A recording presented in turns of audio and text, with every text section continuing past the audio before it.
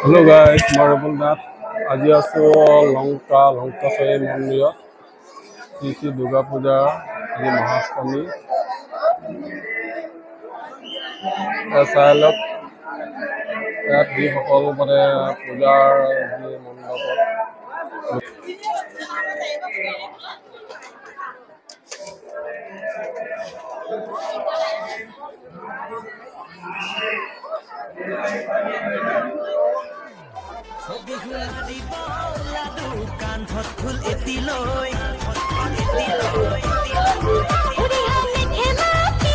এটা পৰিৱেশ হৈ আছে এনেকুৱা লাইনত যাব লাগিব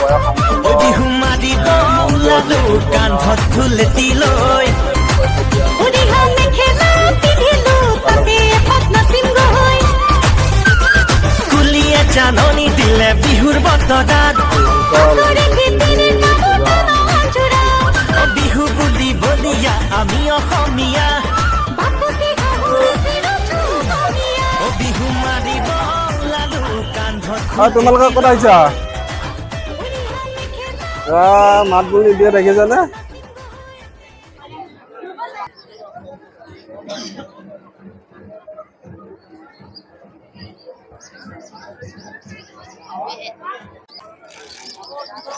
আমি আছো লংকাশ্বৰী যি দুৰ্গা মণ্ডপ সেই স্থানত আছে লংকা চালক আপোনালোকে কিমান মানুহ মন্দিৰত আছে পূজা চাবলৈ আহিছে লংকা বুলি ক'লে অসমৰ বিভিন্ন জেগাত প্ৰচাৰিত হৈ থাকে যে লংকাশ্বৰী স্থানত কিমান মানে পূজা চাব বা দৰ্শন কৰিবলৈ অহা মানে ভক্তপ্ৰাণ ৰাইজ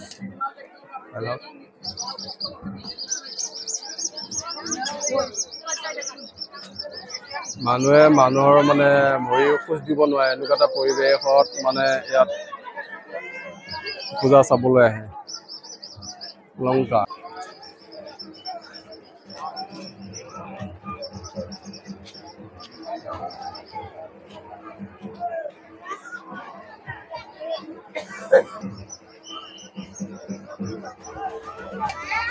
মিনিমাম প্ৰাইচ কিমান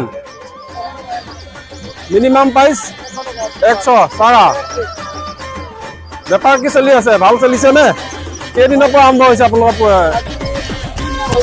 3 দিন মান হৈ গ'ল এনে আপোনালোকৰ ব্যৱসায় ক'ৰ পৰা আহিছে লংকাই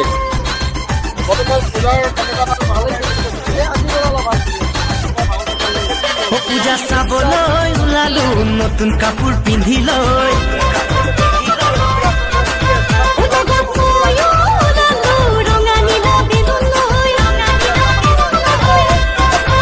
পূজা চাবলৈ ওলালো নতুন কাপোৰ পিন্ধি লৈ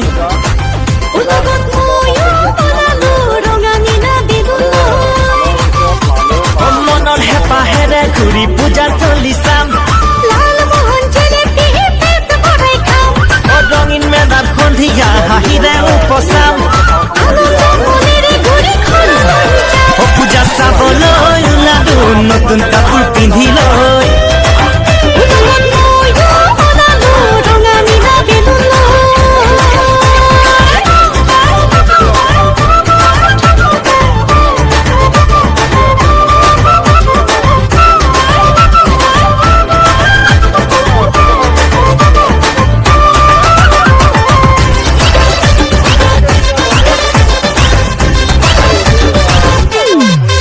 বিহু মাৰিব ওলালো কান্ধত ফুল এটি লৈ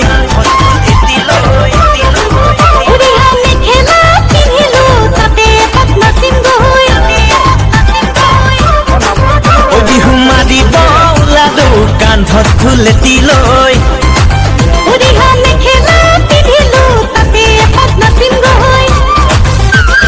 কুলিয়ে জাননী দিলে বিহুৰ বতৰত বিহু বুলি বলিয়া আমি অসমীয়া বিহু মাৰিব ওলালো কান্ধত ফুল এটি লৈ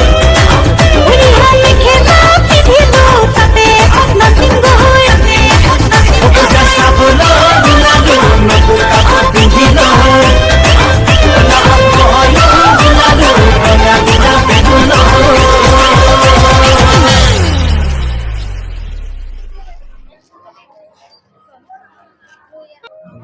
আহিছেনে? আমি আহিছোঁ লংকা দুৰ্গা পূজা চাবলৈ। শ্ৰী লংকেশ্বৰী স্থানত আমি পূজা চালোঁ। পূজা কিমান দেখিলোঁ একদম ৰাইজ ঠিক নাই। কিবা ক'ৰ পৰা আহিছে ঠিক নাই। খালি ৰাস্তা গলি যি আছে টাউনত ইমান ধুনীয়া এটা পৰিৱেশ হৈ আছে, বুজাব নোৱাৰি ভাষাৰে।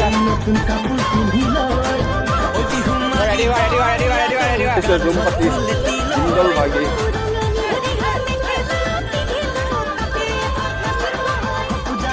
বালি ভাজি আছে। क्या भाई बाजार कैसा चल रहा है?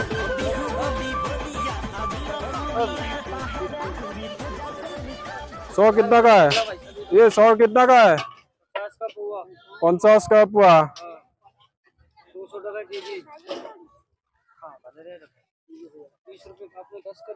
দুৰ্গা পূজা আজি হ'ল মহাষ্টমী। আমিও আহিছোঁ লংকাত।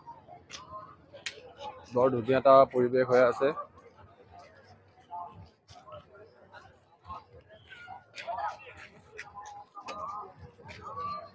লংকাৰ নগাঁৱৰ পৰা লংকালৈ যি আল্ট্ৰা বাছ আহে,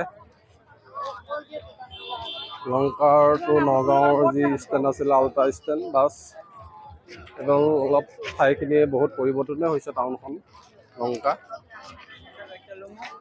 আমি চণ্ডী মন্দিৰ তথা আজি দুৰ্গা পূজা মণ্ডপ বাট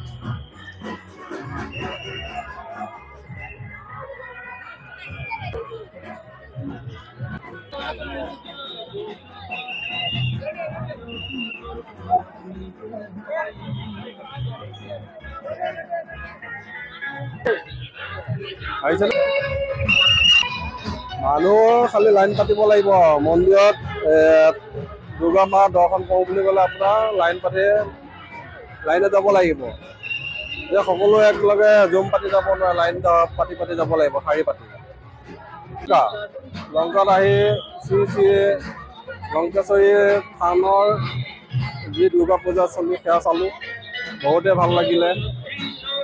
পূজা চাবলৈ অহা কিমান মানে ৰাইজ ভক্ত ক'ব নোৱাৰি, ইমান মানে মানুহ পূজা চোৱা। সতৰ শেৱালি সৎ বুলি ক'লে আপোনালোকে সকলোৱে জানে। সৎ বুলি ক'লে আপোনালোকে সকলোৱে জানে। বিভিন্ন পূজা পাৰ্বণ, বিভিন্ন উৎসৱ এনেকৈ আহে, ধৰ্মীয় উৎসৱ। আমি এতিয়া বৰ্তমান পূজা চাব আহি আছোঁ। যি আল্ট্ৰা ষ্টেণ্ড আছিলে বাছ ষ্টেণ্ড, এই ঠাইখিনি আগতে বহুত দোকান বজাৰ এনেকৈ ৰাস্তা কাষলৈ আছিলে। এতিয়া সেইটো পৰিৱেশ নাই, বহুত আহল বাহল। আৰু ইয়াৰ যিটো এটা পৰিৱেশ বহুত ভাল লগা এটা হ'ল, আহল বহল হৈছে। আৰু এইসকল মানে পূজা চোৱা ভক্ত ৰাইজ ইয়াত বিভিন্ন টাউনৰ ভিতৰত বিভিন্ন স্থানত আপোনাৰ পূজা মণ্ডপ পূজা চলি আছে। তাৰ মাজতে মূল পূজাস্থলী আছে শ্ৰী লংকেশ্বৰী স্থান। চাই আছে, ঘূৰি আছে। আমিও আহিছোঁ চাব। আল্ট্ৰা যি বাছ ষ্টেণ্ডৰ পৰা যি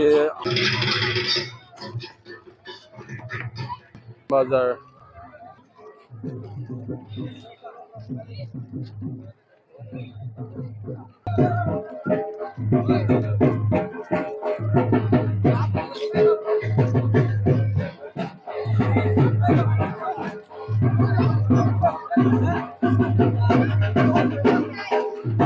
देखो भाई लगातार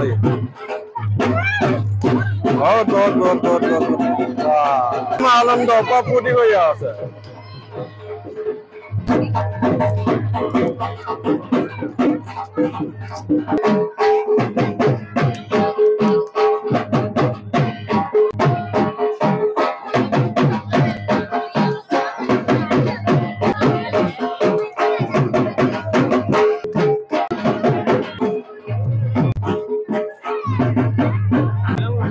আমি মিঠাই দোকানত সোমাই আছো।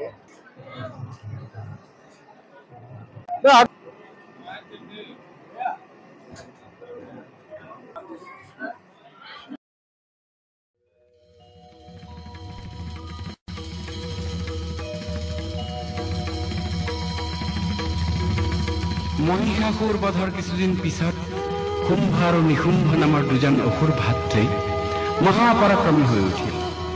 তেওঁলোকে দেৱতাসকলক পুনৰ স্বৰ্গৰ পৰা অপসাৰণ কৰিলে। স্বৰ্গহাৰা আৰু ৰাজ্যভ্ৰষ্ট দেৱতাসকল হতাশ হৈ অনাই বনাই ঘূৰি ফুৰোতে হঠাৎ দেৱীৰ পূৰ্বৰ প্ৰতিশ্ৰুতিৰ কথা মনত পৰিল আৰু হিমালয় পৰ্বতৰ নামনিত দেৱীক একান্ত চিত্তে আৰাধনা কৰিবলৈ ধৰিলে। দেৱতাসকলে দেৱীক ভূত ভৱিষ্যত বৰ্তমান সৰ্ববিদ্যমান মহাশক্তি সকলো কাম কালৰ আধাৰ ৰূপে প্ৰণিপাত জনাই মহানন্দদায়িনী মহামায়া সৰ্বভূত জননী হিচাপে আকুল আৰাধনা কৰিবলৈ ধৰিলে।